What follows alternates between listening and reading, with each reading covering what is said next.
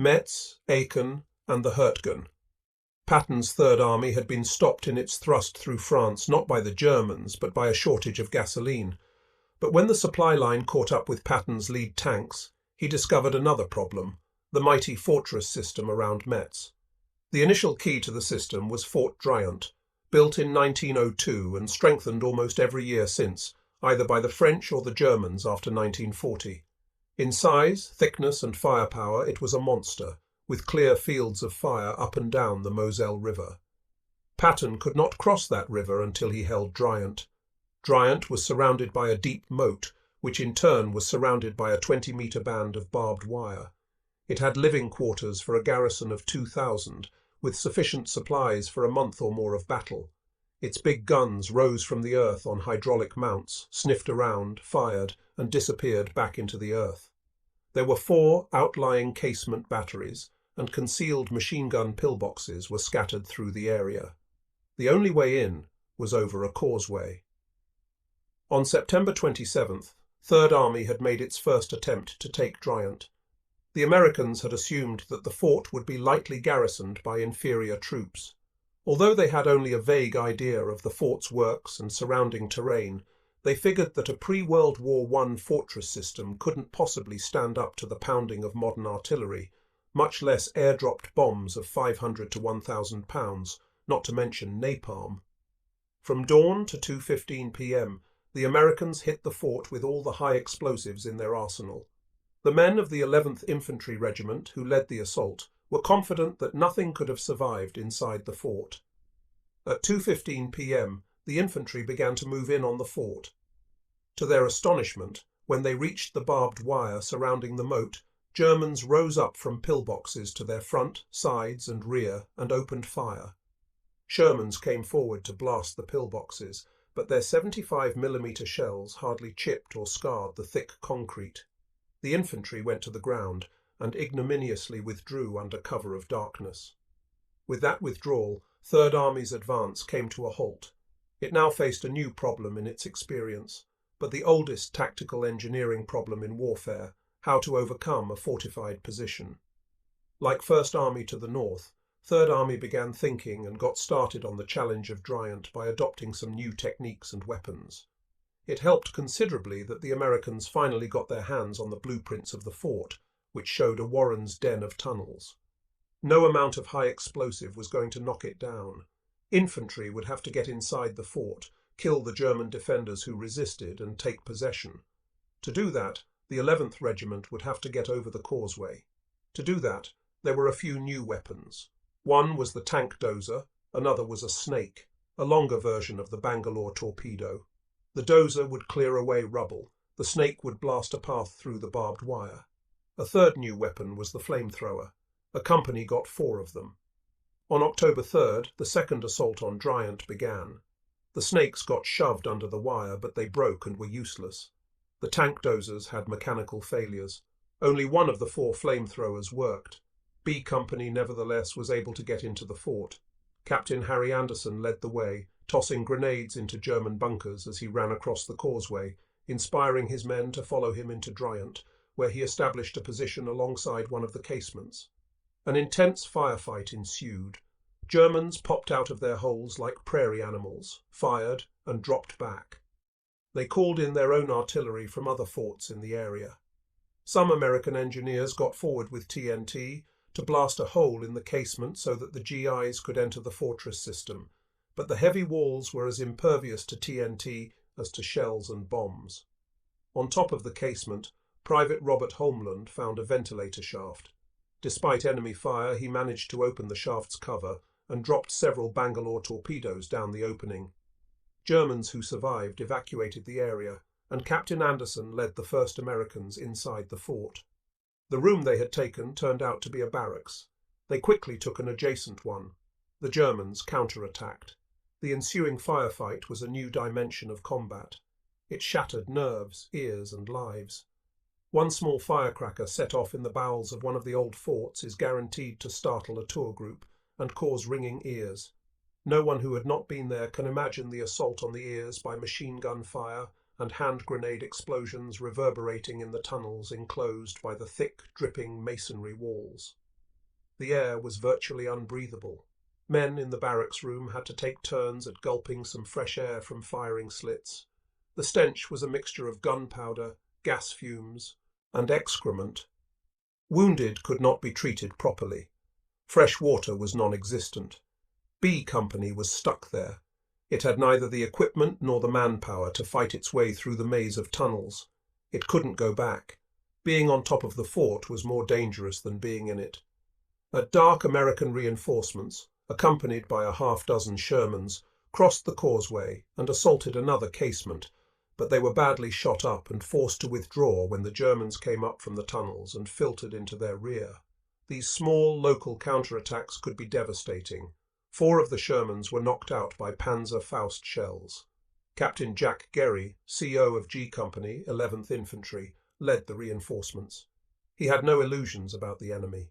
He had been in on the September 27th attack. "Watch out for these birds," he had told another company commander. "They are plenty tough. I've never run across guys like these before. They are new, something you read about." On October 4th, Gerry tried to knock down the steel doors at the rear of the fort. Direct cannon fire couldn't do it, and protruding grillwork made it impossible to put TNT charges against the doors themselves. The Germans again called down fire on Driant, which forced G Company to scatter to abandoned pillboxes, ditches, shell holes and open bunkers, anywhere they could find shelter. That evening Gerry tried to reorganize his company, but his efforts were hampered by the Germans, who came out of the underground tunnels, here, there, everywhere, fired and retreated, causing confusion and further disorganization in G Company. Gerry could count about half the men he had led to the fort the previous evening. At dawn on October 5th, German artillery commenced firing at Driant. After hours of this, Gerry wrote a report for his battalion commander. "The situation is critical. A couple more barrages and another counterattack, and we are sunk. We have no men, our equipment is shot, and we just can't go on. We cannot advance. We may be able to hold till dark, but if anything happens this afternoon, I can make no predictions. The enemy artillery is butchering these troops. We cannot get out to get our wounded, and there is a hell of a lot of dead and missing. There is only one answer the way things stand. First, either to withdraw and saturate it with heavy bombers or reinforce with a hell of a strong force, but eventually they'll get it by artillery too. They have all of these places zeroed in by artillery. This is just a suggestion. But if we want this damned fort, let's get the stuff required to take it and then go. Right now you haven't got it." Written from a shell hole, under fire, by a man who hadn't slept in 2 days, nor had a hot meal, it is a remarkable report, accurate, precise, and rightly critical of the fools who had got him into this predicament. It was so compelling it moved right up to the corps commander, who showed it to Patton and said the battalion commander wanted to withdraw. "Never," Patton replied. He ordered that Driant be seized, if it took every man in the 20th Corps, but he could not allow an attack by this army to fail. Over the next 3 days, 3rd Army ignored Gerry's advice. It threw one more regiment into the attack, with similar ghastly results. The men on top of the fort were the ones under siege. The lowliest private among them could see perfectly clearly what Patton could not, that this fort had to be bypassed and neutralized because it was never going to be taken. Patton finally relented. Still, not until October 13th were the GIs withdrawn. About half as many returned as went up. This was 3rd Army's first defeat in battle. The only good thing about a defeat is that it teaches lessons. The Driant debacle caused a badly needed deflation of Patton's and 3rd Army's hubris. That led to a recognition of the need to plan more thoroughly, to get proper equipment, to take units out of the line to integrate their replacements, and to conduct courses and exercises on the use of explosives in an assault on a fortress. The next time, 3rd Army was going to get it right. North of Luxembourg, at Eilendorf, just outside Aachen, Captain Dawson's G Company was holding its position on the ridge astride the Siegfried Line. The Germans needed to restore the integrity of their line, so they kept counter-attacking. By October 4th, G Company had repulsed 3 German counterattacks and endured 500 shells per day from 105s. Then the Germans came on in division strength, but again Dawson's company beat them back, with help from the artillery and air. "We had constant shelling for 8 hours, Dawson remembered. we had 12 direct hits on what was our command post. Then the German infantry came on. When they stopped coming, we could count 350 that we ourselves had killed, not those killed by our artillery or planes, but just by the one lousy little old company all by itself. An officer in headquarters company in Dawson's battalion, Lieutenant Fred Hall, wrote his mother on October 6th, "This action is as rough as I have seen." Still, the hardships are borne with little complaint. Back at 12th Army Group HQ, Bradley might be circling Berlin on the map, but outside Aachen there was more realism. Hall told his mother, "In the lower echelons of command, faced with the realities of the situation, the feeling is that the war will not be over before the spring of 1945 at the earliest." Eisenhower continued to urge his subordinates to offensive action. All responded to the best of their ability. It was a war of attrition. Like Grant in 1864–65, Eisenhower could afford to continue to attack because his overall resources were superior to those of the Germans. In his memoirs, he writes that attrition was profitable to us only where the daily calculations showed that enemy losses were double our own. But calculations were seldom as favourable as 2 to 1, they were more like 1 to 1. Eisenhower kept attacking. At no other time in the war did he so resemble Haig or Joffre in World War I, or Grant in the Wilderness. Like Grant, Eisenhower justified what many critics considered a sterile, cold-blooded strategy on the grounds that in the long run, this policy would result in shortening the war, and therefore in the saving of thousands of Allied lives. And he was quite cold-blooded about the need to kill Germans. "People of the strength and warlike tendencies of the Germans do not give in," he told a critic. "They must be beaten to the ground." The campaign that resulted was the least glamorous, yet one of the toughest, of the war. There wasn't much strategy involved. The idea was just to attack to the east. The terrain in the centre of the American line, the Eifel Mountains and the rugged Ardennes and Hurtgen forests, dictated that the main efforts would take place to the north and south of these obstacles. To the north, 1st and 9th Armies would head toward the Rhine River along the axis Maastricht-Aachen-Cologne. The major obstacles were the Siegfried Line, the city of Aachen, and the northern part of the Hurtgen. To the south, 3rd Army would continue to attack around Metz. To carry out those missions, the American Army needed to learn new forms of warfare, 1944 style. These would be set-piece attacks like D-Day, but in different terrain cities, villages, forts, and forests. As in the Norman hedgerows, the army would have to develop new tactics to overcome the enemy. Problems there were aplenty.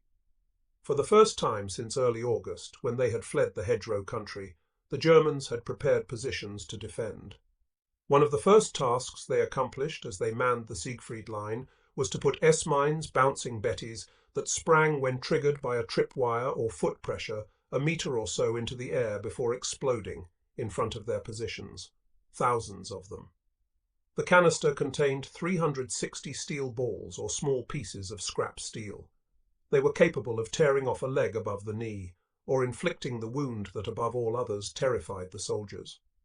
Lieutenant George Wilson had joined the 4th Division as a replacement at the time of Saint-Lô. By early October, he had been in combat for 9 weeks, but he had not yet seen an S-mine. On October 10th, when he led a reconnaissance platoon into the Siegfried Line straight east of Malmedy, Belgium, suddenly they were everywhere. By now I had gone through aerial bombing, artillery and mortar shelling, open combat, direct rifle and machine gun firing, night patrolling and ambush. Against all of this we had some kind of chance. Against mines we had none. The only defence was to not move at all. Engineers came forward to clear the mines and use white tape to mark paths through the fields. They took every precaution, but one of the engineers lost his leg at the knee to an S-mine, so they set to probing every inch of ground with trench knives, gently working the knives in at an angle, hoping to hit only the sides of the mines. They began uncovering and sometimes exploding devilish little handmade mines in pottery crocks set just below the ground. The only metal was the detonator, too small to be picked up by mine detectors. They blew off hands. A squad to Wilson's right got caught in a minefield. The lieutenant leading it had a leg blown off. 4 men who came to help him set off mines. Each lost a leg. Wilson started over to help, but the lieutenant yelled at him to stay back. Then the lieutenant began talking calmly to the wounded men around him. One by one, he directed them back over the path they had taken into the minefield. One by one, on hands and knee, dragging a stump, they got out. Then the lieutenant dragged himself out. Wilson had seen a lot, but this was horribly gruesome. 5 young men lying there, each missing a leg. Wilson stayed in the war to the end. He saw every weapon the Wehrmacht had in action. After the war, he flatly declared that the S-mine was the most frightening weapon of the war, the one that made us sick with fear. Behind the minefields were the dragon's teeth.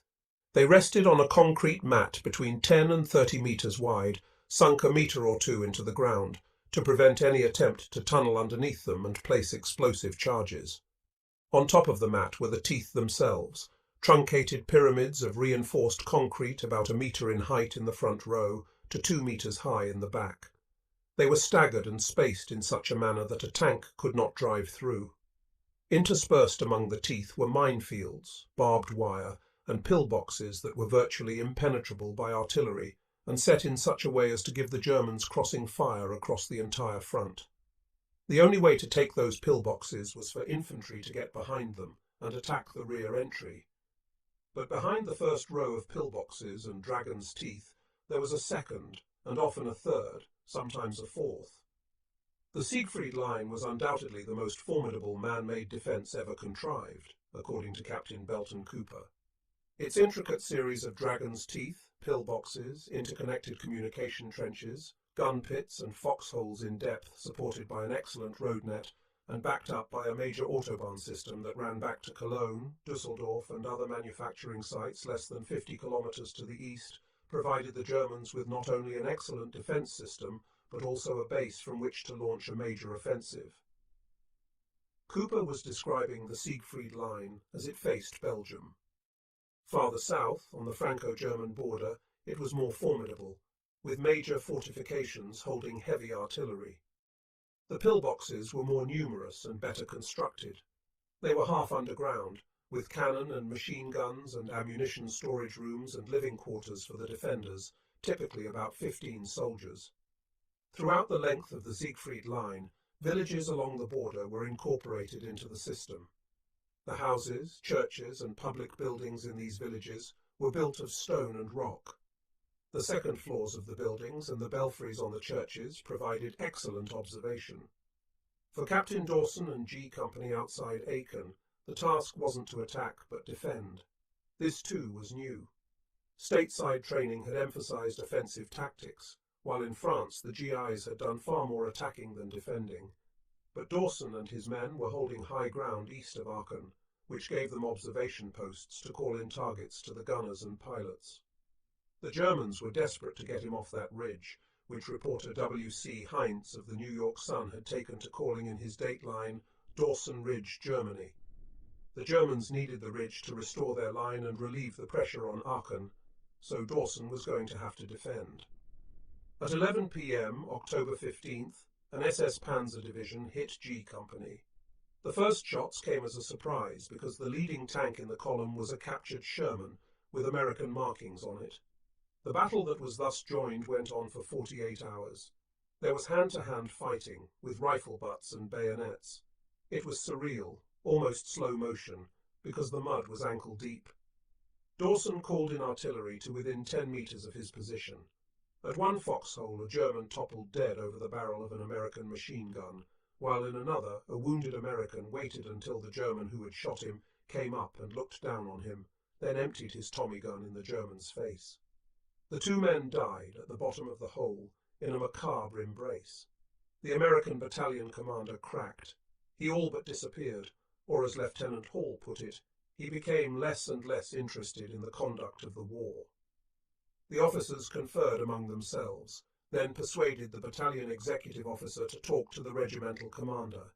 He did, and the CO was reassigned. The battalion held its position. On October 17th, a German attack overran Dawson's anti-tank gun position. He set out to retake it. Lieutenant Hall, Battalion S3, sent a report to Regimental S3 that evening. I just talked to Dawson and he says that he has position restored where gun was. The gun was knocked out. He was not able to take the house, said he would get it tomorrow. Dawson's men killed 17 Jerrys, including 5 from the crew of a tank which was in back of the house. His men have had no food for 24 hours. Their last hot meal was the night before last. Possibly we can get them a hot meal tomorrow. Inside Aachen, the battle raged. The Germans fell back to the centre of the city, charging a price for every building abandoned. The rubble in the streets grew to monstrous proportions. In the centre, the old buildings, made of masonry and stone, were almost impervious to tank cannon fire. So Colonel General Daniel brought a self-propelled 155mm artillery piece into the city, using a bulldozer to clear a path. Daniel reported that its effects were quite spectacular and satisfying. On October 16th, the battalion ran into a strong German position in the city's main theatre building. Daniel brought the 155th forward and wheeled it into the line side by side with the infantry. It fired more than a dozen shells, point blank, into the theatre. The theatre survived, but its defenders, dazed, surrendered. Still the fighting continued. For another 4 days and nights, the Germans and Americans pounded each other while they destroyed Aachen. Finally, on October 21st, Daniel's men secured the downtown area. Colonel Gerhard Wilk dared to disobey Hitler and surrendered his 3,473 survivors. At his interrogation, he protested bitterly against the use of the 155 in Aachen, calling it barbarous and claiming it should be outlawed. American losses were heavy, over 5,000. The 30th and 1st Divisions were badly depleted, exhausted, used up. They were in no condition to make a dash to the Rhine. German losses were heavier, 5,000 casualties and 5,600 prisoners of war. Aachen was destroyed, with the exception of the cathedral, which housed Charlemagne's coronation chair. It escaped major damage. Outside Aachen, Dawson's company continued to hold. After Aachen fell, there were fewer, less vigorous German attacks. On October 22nd, reporter W.C. Hines got to Dawson's headquarters to do an interview. Dawson summarized the action simply, directly. "This is the worst I've ever seen. Nobody will ever know what this has been like up here." Heinz wanted to know as best he could, and arranged to stay with Dawson for a few days to find out. The dispatches he filed, beginning October 24th, give a vivid portrait of a rifle company commander in action in World War II. Of course, Dawson was special, but not so special that what he was going through was that much different from what his fellow COs were experiencing. Of them, it can be truly said that they held the most dangerous and difficult job in the world. Dawson's HQ was in a cellar in the village. There were a candle and a kerosene lamp, a table and some chairs, a radio playing classical music. There were a couple of lieutenants in the room, and a radio man, and Dawson's dachshund, Frida. Heinz got Dawson talking about what it had been like. "And the kid says to me," Dawson related, "I'll take that water to that platoon." And he starts out. He is about 50 yards from this doorway, and I'm watching him. He is running fast. Then I can see this 88 hit right where he is, and in front of my eyes he is blown apart. Dawson spoke of other strains. I had a kid come up and say, "I can't take it anymore." What could I do? If I lose that man, I lose a squad. So I grab him by the shirt and I say, "You will, you will. There ain't any going back from this hill except dead." And he goes back, and he is dead.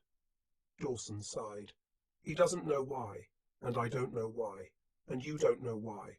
But I have got to answer those guys. He looked Heinz in the eye. "But I have got to answer those guys," he repeated, "because I wear bars. I've got the responsibility, and I don't know whether I'm big enough for the job." He continued to fix his eyes on Heinz. "But I can't break now.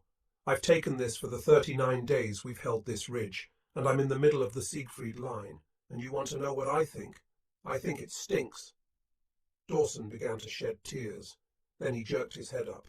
"Turn it up," he said to a lieutenant by the radio. "That's Puccini. I want to hear it." 2 GIs came into the room. They were apprehensive because Captain Dawson had sent for them, but it was good news. "I'm sending you to Paris," Dawson announced, "for 6 days. How do you like that?" "Thanks," one replied reluctantly. "Well, you had better like it," Dawson said. and you had better stay out of trouble, but have a good time and bless your hearts." The men mumbled thanks and left. "Two of the best boys I've got," Dawson told Hines. "Wire boys.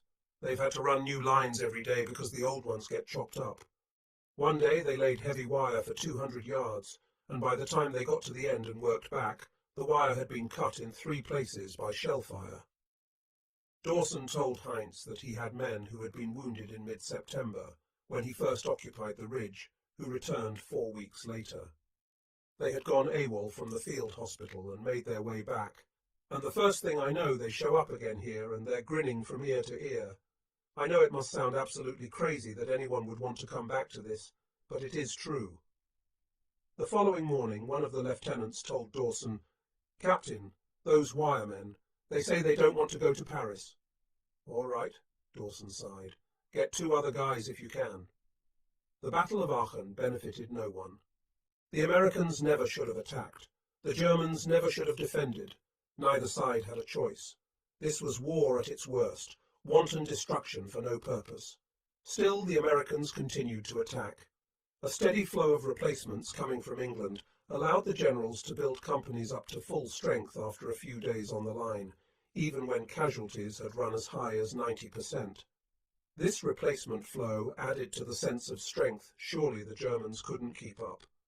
At higher headquarters, the feeling was, just one more push here or another there, and we'll be through the Siegfried Line and up to and across the Rhine. In addition to individual replacements, new divisions were coming onto the line in a steady stream. These high-number divisions were made up of the high school classes of 1942, 1943, and 1944. The training these young men had gone through at Fort Benning and the other stateside posts was rigorous physically, but severely short on the tactical and leadership challenges the junior officers would have to meet. Paul Fussell was a 20-year-old lieutenant in command of a rifle platoon in the 103rd Division. He found the 6 months training period in the States to be repetitious and unrealistic. He was struck by the futility and waste of training and retraining, and finding some work to do for the expendables awaiting their moment to be expended. In the field, our stock in trade was the elementary fire and flank manoeuvre hammered into us over and over at Benning. It was very simple. With half your platoon, you establish a firing line to keep your enemy's heads down while you lead the other half around to the enemy's flank for a sudden surprise assault, preferably with bayonets and shouting. Fire and movement had been the doctrine developed by General Marshall when he was at Benning in the 1920s. Marshall had reasoned that in the next war, the army would expand rapidly, and therefore needed to develop a technique and method so simple and so brief that the citizen officer of good common sense can readily grasp the idea. We all did grasp the idea, Fussell remembered, but in combat it had one signal defect, namely the difficulty, usually the impossibility of knowing where your enemy's flank is. If you get up and go looking for it, you'll be killed. Nevertheless, Fussell saw the positive benefit to doing fire and movement over and over. Perhaps its function was rather to raise our morale and confidence than to work as defined. It did have the effect of persuading us that such an attack could be led successfully and that we were the people who could do it. That was good for our self-respect and our courage, and perhaps that was the point. This was distressingly close to the Duke of Wellington's sole requirement for his lieutenants, that they be brave. Fussell was a rich kid from Southern California, who had a couple of years of college and some professional journalism behind him. He had blown the lid off the IQ test. Had he been born 2 years earlier and brought into the army in 1941 or 1942, he would have gone into the Army Air Force, or intelligence, or onto somebody's staff, or been sent back to college for more education. But he was one of those American males born in 1924 or 1925, to whom fell the duty, as rifle platoon leaders, to bear the brunt of the Battle of Northwest Europe after their older brothers and friends, born in 1922 or 1923, had driven the enemy back to his border. There were hundreds of young officers like Fussell, lieutenants who came into Europe in the fall of 1944 to take up the fighting. Rich kids, bright kids, the quarterback on the championship high school football team, the president of his class, the chess champion, the lead in the class play, the solo in the spring concert, the wizard in the chemistry class. America was throwing its finest young men at the Germans. It was bad enough being an untrained infantry replacement. It could be worse going into armour untrained. Yet many did. One tank commander remembered that in the Bulge, I spent long hours in the turret when I was literally showing men how to feed bullets to the gun. Could they shoot straight? They couldn't even hold the gun right. In the midst of the toughest fighting of the Third Army's campaign, I was teaching men what I had learned in basic training. Sergeant Raymond Janus of the 1st Armoured Division got a new 3-man crew for his light tank. They were all 18 years of age. Only one had driven a car, and that only to church on Sundays. He became driver. Neither of the other two had any experience firing a machine gun or a 37mm tank gun. Janus gave them a 2-hour demonstration. Then they moved out on a mission. The tank had hardly proceeded a half-kilometre when the driver panicked and rolled the tank down a hill. The crash threw Janus out of the turret and on his head, causing a severe concussion that cost him his hearing. The replacements paid the price for a criminally wasteful replacement system that chose to put quantity ahead of quality. Its criterion was the flow of bodies. Whose fault was this? Eisenhower's first. He was the boss, and Bradley's, and Patton's. They demanded an ever greater flow of replacements while doing precious little to insist on improving the training, and got what they demanded. In no other way did the American High Command in ETO show such disengagement as Eisenhower, Bradley et al. Did in failing to look at the source of their replacements and then to force some obvious and relatively easy improvements in the REPL-DEPLs too and in the assignment methods. It can only be that Eisenhower, Bradley et al. Had no clear conception of life on the front line. They didn't listen to foxhole GIs often enough. So they threw the 18-year-olds and the former AST peers, Army Specialized Training Program participants, into the battle, untrained, alone. The American Army approaching Germany in the fall of 1944 was in part a children's crusade. It had hundreds of thousands of 18 to 20-year-old soldiers, most of them at the cutting edge of the general offensive, and almost none of them properly trained for combat. Captain Charles Rowland remembered receiving replacements in January, a number of whom had eaten Christmas dinner at home with their families, who were killed in action before they had an opportunity to learn the names of the soldiers in the foxholes with them.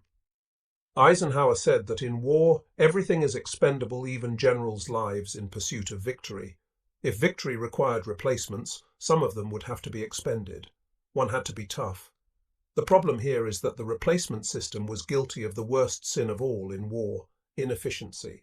It was paying lives but getting no return. It was just pure waste, and the commanders should have done something about it. Example.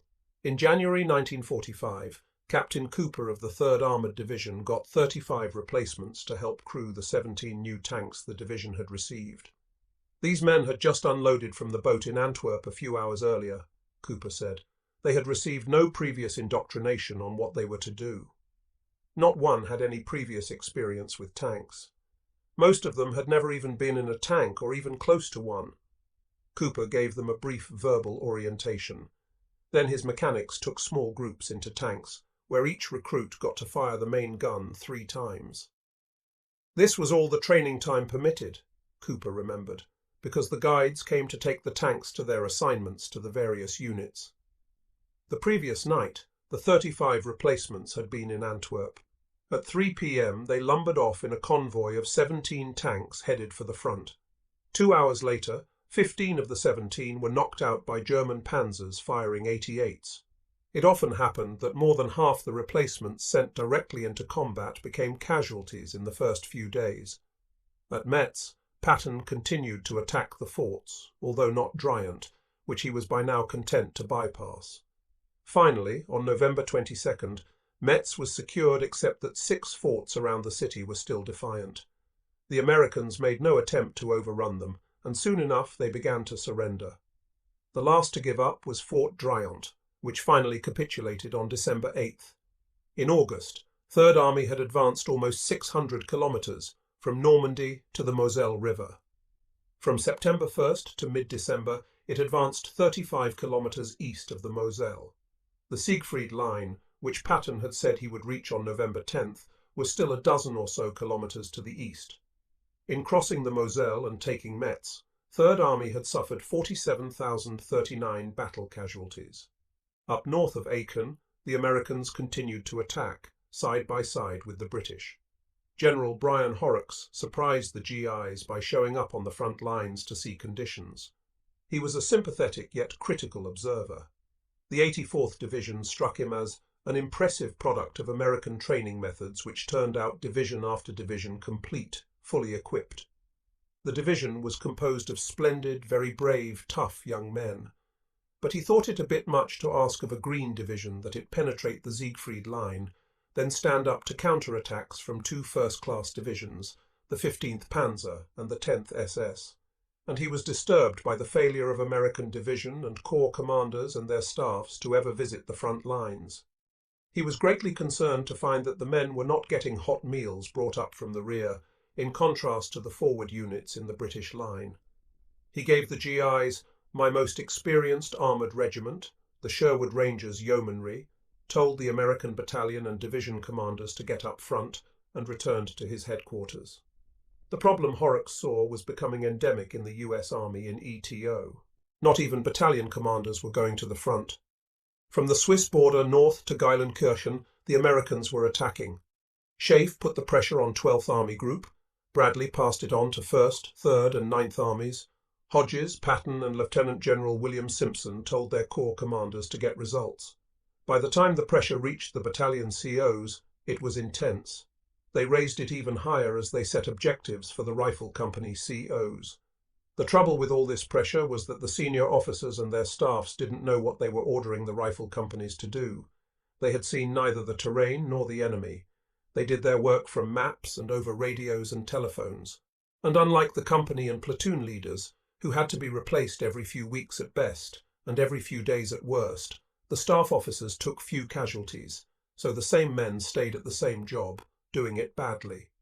In the First World War, a British staff officer from General Douglas Haig's headquarters visited the Somme battlefield a week or so after the battle. The orders had been to attack, with objectives drawn up back at headquarters. The attacks had gone forward, through barbed wire, mud, mines, mortar and machine gun fire, fallen back with appalling loss, only to be ordered forward again. This had gone on for weeks, and the officer looked at the sea of mud and was shocked by his own ignorance. He cried out, "My God, did we really send men to fight in this?" In the Second World War, the US Army in ETO was getting disturbingly close to the British model of the earlier war. When the chase across France was on, senior commanders, although seldom their staffs, were often at the front, urging the men forward.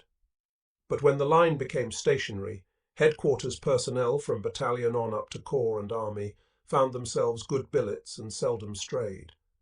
Of course, there were notable exceptions, but in general the American officers handing down the orders to attack and assigning the objective had no idea what it was like at the front. Any answer to why this happened would have to be a guess, and I have no statistics on front-line visits, but from what combat veterans from the fall campaigns have told me, it was only on the rarest of occasions that any officer above the rank of captain or officer from the staff was seen by them. This was inexcusable. It was humiliating that a British general would have to order American staff officers and their COs to go see for themselves. It was costly to a heartbreaking degree. Tens of thousands of young Americans and Germans died in battles that November, battles that did little to hasten the end of the war and should have been avoided. If there was anything positive to these battles, it was that they gave the American commanders, from Eisenhower on down, the feeling that with all this pressure coming down on them, the Germans surely didn't have the resources to build a reserve for an offensive thrust. Just south of Aachen lies the Hurtgen forest, roughly 50 square miles. It sits along the German-Belgian border, within a triangle outlined by Aachen, Monschau and Düren. It is densely wooded, with fir trees 20 to 30 meters tall. They block the sun, so the forest floor is dark, damp, devoid of underbrush. The firs interlock their lower limbs at less than 2 meters, so everyone has to stoop all the time. It is like a green cave, always dripping water, low-roofed and forbidding. The terrain is rugged, a series of ridges and deep gorges formed by the numerous streams and rivers. The Roer River runs along the eastern edge of the Hurtgen. Beyond it is the Rhine. First Army wanted to close to the Rhine, which General Hodges decided required driving the Germans out of the forest. Neither he nor his staff noted the obvious point that the Germans controlled the dams upstream on the Roer. If the Americans ever got down into the river valley, the Germans could release the dammed-up water and flood the valley. The forest could have been bypassed to the south, with the dams as the objective. The forest without the dams was worthless. The dams without the forest were priceless. But the generals got it backward and went for the forest. Thus did the Battle of Hurtgen get started on the basis of a plan that was grossly, even criminally stupid. It was fought under conditions as bad as American soldiers ever had to face, even including the wilderness and the Meuse-Argonne. Sergeant George Morgan of the 4th Division described it. The forest was a hell of a eerie place to fight. You can't get protection, you can't see, you can't get fields of fire. Artillery slashes the trees like a scythe. Everything is tangled. You can scarcely walk. Everybody is cold and wet, and the mixture of cold rain and sleet keeps falling. They jump off again, and soon there is only a handful of the old men left. On September 19th, the 3rd Armoured Division and the 9th Infantry Division began the attack. The lieutenants and captains quickly learned that control of formations larger than platoons was nearly impossible. Troops more than a few feet apart couldn't see each other. There were no clearings, only narrow fire breaks and trails. Maps were almost useless. When the Germans, secure in their bunkers, saw the GIs coming forward, they called down pre-sighted artillery fire, using shells with fuses designed to explode on contact with the treetops. When men dove to the ground for cover, as they had been trained to do, and as instinct dictated, they exposed themselves to a rain of hot metal and wood splinters. They learned that to survive a shelling in the Hurtgen, hug a tree. That way they exposed only their steel helmets. Tanks could barely move on the few roads which were too muddy, too heavily mined, too narrow. The tanks could not move at all off the roads. Airplanes couldn't fly. The artillery could shoot, but not very effectively, as forward observers, FOs, couldn't see 10 meters to the front. The Americans could not use their assets, air, artillery, mobility. They were committed to a fight of mud and mines, carried out by infantry skirmish lines plunging ever deeper into the forest, with machine guns and light mortars their only support. For the Germans, it was equally horrible. One enemy commander, General Hans Schmidt of the 275th Infantry Division, called the forest a weird and wild place, where the dark pine trees and the dense treetops give the forest even in the daytime a sombre appearance which is apt to cast gloom upon sensitive people.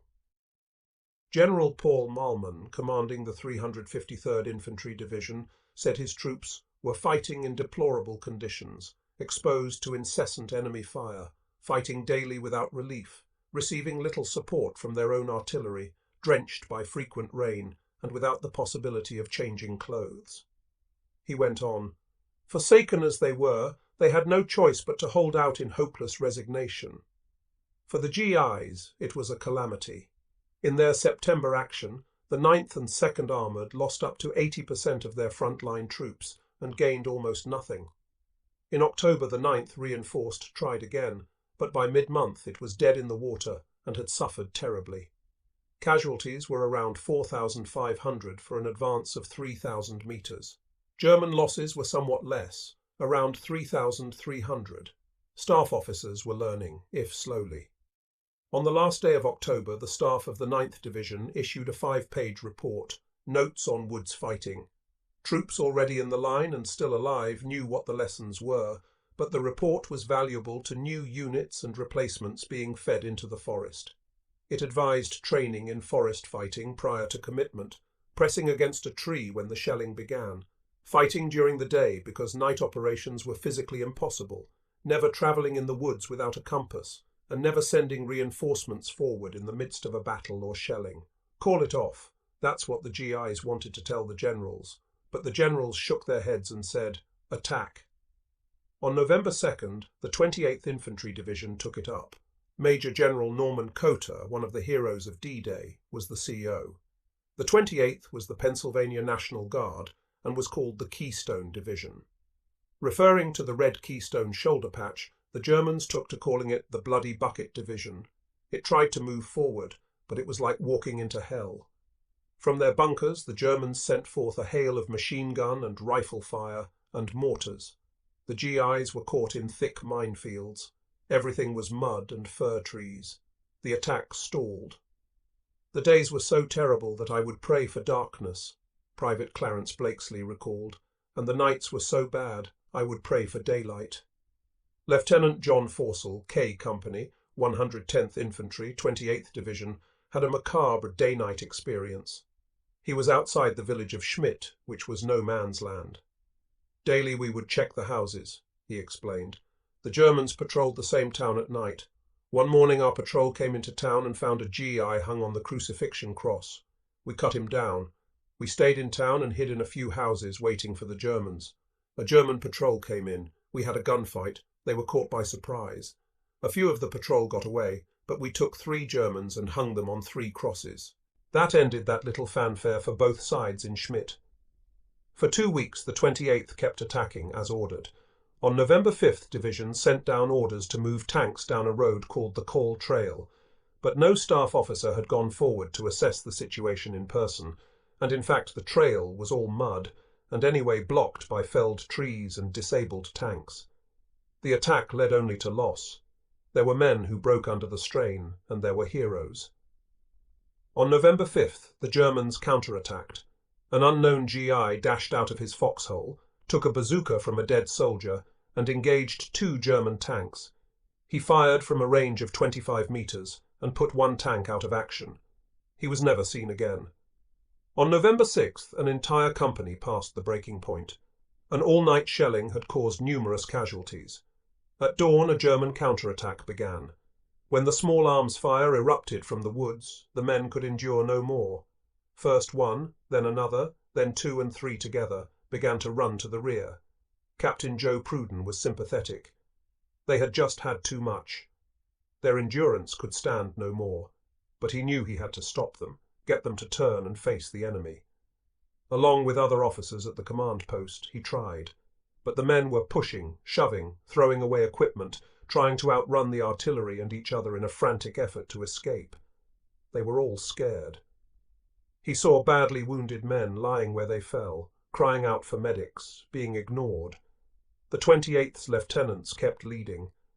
By November 13th, all the officers in the rifle companies had been killed or wounded. Most of them were within a year of their 20th birthday. Overall in the Hurtgen, the 28th Division suffered 6,184 combat casualties, plus 738 cases of trench foot and 620 battle fatigue cases. Those figures mean that virtually every frontline soldier was a casualty. Colonel Ralph Ingersoll, the creator of the Talk of the Town for the New Yorker magazine, was an intelligence officer with First Army. He met with lieutenants who had just come out of the Hurtgen. They did not talk. They just sat across the table or on the edge of your cot and looked at you very straight and unblinking with absolutely no expression in their faces, which were neither tense nor relaxed but completely apathetic. They looked, unblinking. Bradley and Hodges remained resolute to take the Hurtgen. They put in the 4th Infantry Division. It had led the way onto Utah Beach on June 6th and gone through a score of battles since. Not many D-Day veterans were still with the division, most were dead or badly wounded. In the Hurtgen, the division poured out its lifeblood once again. First Army put the 8th Infantry Division into the attack. On November 27th it closed to the town of Hurtgen, the original objective of the offensive when it began in mid-September. It fell to Lieutenant Paul Boche, G Company, 121st Infantry, to take the town. At dawn on November 28th, Boche put one of his lieutenants to the left side of the road leading to town, while he took the other platoon to the other side. Boche ran from man to man, explaining what the company was about to do. When he gave the signal, they charged. It was sheer pandemonium, he recalled. Once out of that damned forest, the men went mad with battle lust. Boche described it as a wild, terrible, awe-inspiring thing. We dashed, struggled from one building to another, shooting, bayoneting, clubbing. Hand grenades roared, fires cracked. Buildings to the left and right burned with acrid smoke. Dust, smoke and powder filled our lungs, making us cough, spit. Automatic weapons chattered while heavier throats of mortars and artillery disgorged deafening explosions. The wounded and dead men in the uniforms of both sides lay in grotesque positions at every turn. American tanks supported Bosch's company. He remembered that they would first spray the buildings with their .50 calibers, then use their 70s to blow holes for the infantry. We hurled ourselves through the holes or through windows or splintered doors. Then it became a battle from floor to floor, from room to room. The company took nearly 300 prisoners. As the battle sputtered to a close, Bosch started to shake, and it wasn't the cold. I realized that I had not been afraid during that whole day. Not once did I feel afraid. I was busy as hell, and that occupied my mind. But when I shook, visibly on that floor with a roof at least 2 feet thick over my head, I was hoping that I would not forget to be afraid, because that was the best way to stay alive, to not make careless moves. He was wounded later that night by a German shell and was sent to a hospital in the States. The 8th Division didn't get far beyond Hurtgen. By December 3rd it was used up. A staff officer from the regiment was shocked when he visited the front that day. He reported, "The men of this battalion are physically exhausted. The spirit and will to fight are there. The ability to continue is gone. These men have been fighting without rest or sleep for 4 days, and last night had to lie unprotected from the weather in an open field. They are shivering with cold, and their hands are so numb that they have to help one another on with their equipment. I firmly believe that every man up there should be evacuated through medical channels." Many had trench foot, all had bad colds or worse, plus diarrhea.